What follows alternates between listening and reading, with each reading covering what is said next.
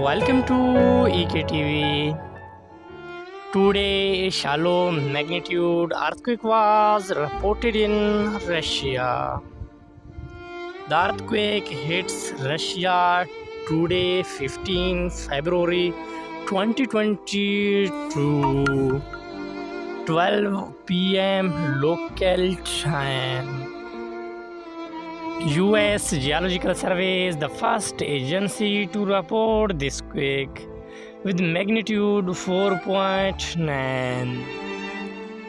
And Geosciences of Australia also report this quake with same magnitude.